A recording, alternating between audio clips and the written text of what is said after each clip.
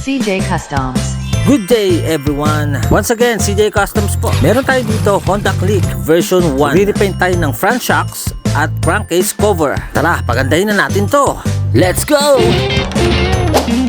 CJ Customs. First thing to do, i-deep clean natin at wet sanding process. Pagkatapos ay i-degreaser natin para maalis ang mga harsh elements na nakakapit sa ating canvas.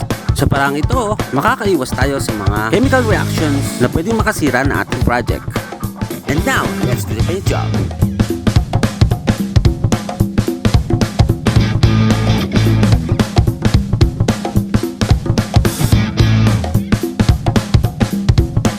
At syempre, i-highlight natin ang badge.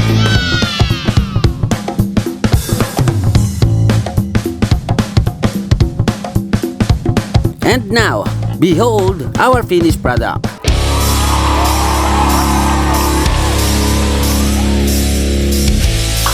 Nice!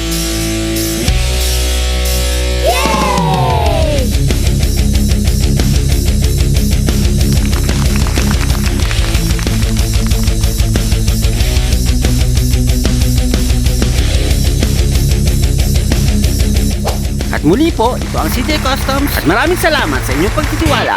CJ Customs.